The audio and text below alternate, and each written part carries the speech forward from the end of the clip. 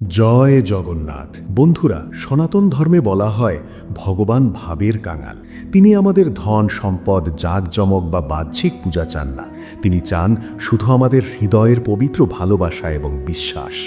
আজ গীতার আলো চ্যানেলে আমরা শ্রীক্ষেত্রের অধিপতি মহাপ্রভু জগন্নাথের এমন দুটি অলৌকিক লীলা কথা আপনাদের শোনাব, যা শুনলে আপনার গায়ের লোম খাড়া হয়ে যাবে এবং চোখ জলে ভরে আসবে। প্রথম গল্পটি এমন এক ভক্তের, যে পেশায় ছিল কসাই, মাংস বিক্রি করত, কিন্তু ভগবান জগন্নাথ স্বয়ং তার কাছে ছুটে এসেছিলেন।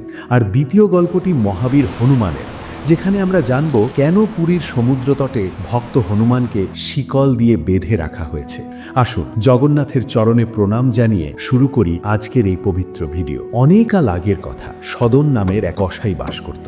জাতিতে কসাই হওয়ার কারণে পৈতৃক পেশা হিসেবে তাকে মাংস বিক্রি করতে হতো, কিন্তু তার মনটি ছিল পদ্ম ফুলের মতো পবিত্র। সে সারাদিন তার দোকানে বসে মাংস কাটত, ওজন করত, কিন্তু তার মুখ দিয়ে অনবরত নির্গত হতো ভগবানের নাম, জয় জগন্নাথ, জয় হরি, জয় কৃষ্ণ। সে তার বাটখারা দিয়ে মাংস ওজন করত ঠিকই, কিন্তু তার প্রতিটি কাজের মধ্যে ছিল ঈশ্বরের স্মরণ। একদিনের ঘটনা, সদন কসাই গণ্ডকী নদীর তীরে একটা সুন্দর কালো রঙের গোলাকার পাথর খুঁজে পেল। পাথরটি দেখতে খুব সুন্দর এবং মসৃণ ছিল। সদন জানত না যে এটি সাক্ষাৎ নারায়ণ শিলা বা শালিগ্রাম। সে ভাবল, বাহ, পাথরটি বেশ ভারী, এটি দিয়ে মাংস ওজন করা যাবে। সরল মনে সে সেই শালিগ্রাম শিলাকে তার দোকানে নিয়ে এলো এবং বাটখারা হিসেবে ব্যবহার করতে শুরু করলো। একদিকে মাংস আর অন্যদিকে স্বয়ং নারায়ণ। কিন্তু আশ্চর্যের বিষয় হলো, সদন যখনই মাংস ওজন করত, সে শালিগ্রামের দিকে তাকিয়ে প্রেম ভরে ভগবানের নাম গান। ভগবান জগন্নাথ সেই ভক্তের সরলতায় এতটাই মুগ্ধ ছিলেন যে ওই নোংরা মাংসের দোকানেই তিনি পরম সুখ অনুভব করতেন। একদিন এক মহাত্মা ওই পথ দিয়ে যাচ্ছিলেন। হঠাৎ তার নজর পড়ল সদনের দাড়িপাল্লার দিকে। তিনি শিউরে উঠলেন। এই কি দেখছেন তিনি? সাক্ষাৎ শালিগ্রাম শিলাকে এক কসাই মাংস মাপার কাজে ব্যবহার করছে। রক্ত আর মাংসের ছোঁয়ায় অপবিত্র হচ্ছে নারায়ণ। সাধু রাগে চিৎকার করে উঠলেন, ওরে মূর্খ, তুই এ কি করছিস? জানিস এই পাথরটি কে? ইনি সাক্ষাৎ শালিগ্রাম, নারায়ণের স্বরূপ, আর তুই একে মাংসের সাথে স্পর্শ করিয়ে মহা পাপ করছিস। সদন কসাই ভয়ে কেঁপে উঠল। তার হাত থেকে ছুরি পড়ে গেল। সে কান্না জড়ানো গলায় বলল, মহাত্মা, আমাকে ক্ষমা করুন। আমি মূর্খ মানুষ, শাস্ত্র জানি না, আমি একে চিনতে পারিনি। আমি কেবল একটি সুন্দর পাথর ভেবেছিলাম। সাধু তৎক্ষণাৎ শালিগ্রামটি তুলে নিলেন এবং সদনকে খুব বকাবকি করলেন। সদন তার ভুল বুঝতে পেরে অঝরে কাঁদতে লাগলো। সাধু শিলাটি নিয়ে নিজের আশ্রমে চলে গেলেন। সেখানে তিনি শালিগ্রামকে পঞ্চামৃত দিয়ে স্নান করালেন, চন্দন লেপন করলেন, তুলসী পাতা দিলেন এবং সুস্বাদু ক্ষীর ভোগ নিবেদন করলেন। তারপর তাকে একটি সুন্দর রূপার সিংহাসনে বসালেন এবং পূজা করলেন। সাধু মনে মনে ভাবলেন, যাক, আজ ভগবানকে এক মহাপাপীর হাত থেকে উদ্ধার করলাম। কিন্তু ভগবানের লীলা বোঝা বড় দায়। সেই রাতে যখন সাধু ঘুমাচ্ছিলেন, স্বপ্নে স্বয়ং ভগবান জগন্নাথ আবির্ভূত হলেন, কিন্তু ভগবানকে খুব বিষণ্ণ দেখাচ্ছিল। সাধু জিজ্ঞেস করলেন, প্রভু, আপনাকে কেন এত দুঃখী দেখাচ্ছে? আমি তো আপনাকে আজ কত সেবা করেছি, সুস্বাদু ভোগ দিয়েছি। ভগবান বললেন, হে মহাত্মা, তুমি আমাকে তোমার সোনার সিংহাসনে বসিয়েছ, ক্ষীর খাইয়েছ, কিন্তু আমি এতে সুখ পাচ্ছি না। আমার শরীর জ্বলছে। দয়া করে আমাকে সেই সদন কসাইয়ের কাছে ফিরিয়ে দিয়ে এসো। সাধু অবাক হয়ে বললেন, প্রভু, সে তো কসাই, সে মাংস কাটে, তার হাত রক্তে মাখা থাকে। এখানে আপনি অপবিত্র হয়ে যাবেন, এটা শাস্ত্রবিরুদ্ধ। তখন জগন্নাথদেব হেসে উত্তর দিলেন, তোমরা দেখো মানুষের বাইরের কর্ম, আর আমি দেখি তার অন্তরের ভাব। তুমি যখন আমাকে মন্ত্র করে পূজা করো, তখন তোমার মন থাকে বিধিনিষেধের দিকে, কিন্তু সদন যখন আমাকে তার পাল্লায় রাখে আর আমাকে দেখে দেখে নাম গান গায়, তখন তার সেই ভক্তির স্পর্শে আমি পরম শান্তি পাই। তার সেই সুর আমার কাছে বেদের মন্ত্রের চেয়েও মধুর। আমার কাছে শুদ্ধ অশুদ্ধ বলে কিছু নেই, ভক্তিই আমার কাছে একমাত্র শুদ্ধতা। যাও, আমাকে এক্ষুনি তার কাছে দিয়ে এসো। পরদিন ভোরে সাধু কাঁদতে কাঁদতে সদনের দোকানে গেলেন। সদন তখনও মন মরা হয়ে বসেছিল। সাধু গিয়ে শালিগ্রাম শিলাটি সদনের হাতে তুলে দিয়ে বললেন, ভাই সদন, আমি ভুল করেছি। আমার পূজার চেয়ে তোমার ভক্তি অনেক বড়। ভগবান আমার সোনার সিংহাসন ছেড়ে তোমার এই দাড়িপাল্লায় থাকতেই বেশি ভালোবাসেন। নাও তোমার ঠাকুরকে। সদন পাথরটি বুকে জড়িয়ে ধরল। তার চোখ দিয়ে দরদর করে জল পড়তে লাগলো। সে ভাবল, হায় নাথ, আমি এত নীচ, এত পাপী, তবুও তুমি আমাকে এত ভালোবাসো। তুমি আমার জন্য ওই সাধুর সেবা ছেড়ে এই কসাইখানায় ফিরে এলে। সেই মুহূর্তেই সদনের মনের জগৎ বদলে গেল। সে ভাবল, যে প্রভু আমার জন্য এত কষ্ট স্বীকার করলেন, আমি কি তার জন্য এই তুচ্ছ মাংসের ব্যবসা ছাড়তে পারবো না? সে তখনই তার দোকান, ঘরবাড়ি সব ত্যাগ করার সিদ্ধান্ত নিল। সে আকাশের দিকে তাকিয়ে বলল, প্রভু, তুমি যখন আমার সাথে দেখা করতে এসেছো, এখন আমিও তোমার সাথে দেখা করতে আসব। আমি পুরী ধামে যাব। সদন সব ছেড়ে জগন্নাথপুরীর উদ্দেশ্যে হাঁটা শুরু করলো। পথে সে দেখল একদল বৈষ্ণব কীর্তন করতে করতে পুরীর দিকে যাচ্ছে। সদনের খুব ইচ্ছে হলো তাদের সাথে যোগ দেওয়ার, কিন্তু যেই সে তাদের কাছে গেল, কেউ একজন তাকে চিনে ফেলল। আরে, এ তো সেই সদন কসাই। ছি ছি, এর ছোঁয়া লাগলে তো আমরা অপবিত্র হয়ে যাব, সরে যাও এখান থেকে। ভক্তরা তাকে তাড়িয়ে দিল। সদন কোনো প্রতিবাদ করল না। সে ভাবল, ঠিকই তো, আমি পাপী, আমার স্পর্শে কেন প্রভুর ভক্তরা কষ্ট পাবে? সে তখন মূল রাস্তা ছেড়ে জঙ্গল আর কাঁটা ভরা পথ দিয়ে একা একা হাঁটতে লাগলো। তার পায়ে কাঁটা ফুটল, রক্ত ঝরল, কিন্তু মুখে কেবল একটাই নাম, জগন্নাথ, জগন্নাথ। এক রাতে সে একটি গ্রামের কাছে বিশ্রামের জন্য থামল। একটি বাড়ির বারান্দায় সে আশ্রয় নিল। সেই বাড়ির ভিতরে একটি মহিলা তার স্বামীর উপর রেগেছিল। মহিলাটি অসৎ চরিত্রের ছিল। সে তার স্বামীকে হত্যা করে ফেলল এবং ভাবল, এই দোষ কার ওপর চাপানো যায়। সে বাইরে এসে দেখল একজন অচেনা লোক সুঘুমিয়ে আছে। মহিলাটি চিৎকার করে উঠল, বাঁচাও, বাঁচাও, এই লোকটা আমার স্বামীকে খুন করেছে। গ্রামের লোক ছুটে এলো। সদনকে ধরে মারধর করা হলো। তাকে রাজার দরবারে নিয়ে যাওয়া হলো। রাজা জিজ্ঞেস করলেন, তুমি কি তোমার অপরাধ স্বীকার করছো? সদন কসাই জানতো সে নির্দোষ, কিন্তু সে এটাও ভাবল, সবই আমার প্রভুর ইচ্ছা, হয়তো আমার পূর্বজন্মের কোনো পাপের ফল এটি। সে শান্তভাবে বলল, মহারাজ, সত্য কেবল আমার ঠাকুরজি জানেন। আপনি আমাকে যা শাস্তি দেবেন আমি মাথা পেতে নেব, কিন্তু দয়া করে আমাকে মৃত্যুদণ্ড দেবেন না। আমি একবার জগন্নাথকে দেখতে চাই। রাজা আদেশ দিলেন, ঠিক আছে, এর জীবন কেড়ে নেওয়া হবে না, কিন্তু যেহেতু এ হাত দিয়ে খুন করেছে, তাই এর দুটি হাত কেটে ফেলা হোক। নিষ্ঠুর জল্লাদ সদনের দুটি হাত কেটে ফেলল। রক্তে ভেসে গেল মাটি। কিন্তু আশ্চর্যের বিষয়, সদন যন্ত্রণায় চিৎকার করল না। সে আকাশের দিকে তাকিয়ে বলল, প্রভু, তুমিও তো হাত ছাড়া, আজ থেকে আমিও তোমার মতো হলাম। এখন তো তুমি আমাকে আপন করে নেবে। হাত কাটা অবস্থায় রক্ত মাখা শরীরে সদন আবার পুরীর দিকে হাঁটতে শুরু করলো। তার মনের জোর দেখে পথিকেরাও অবাক হয়ে গেল।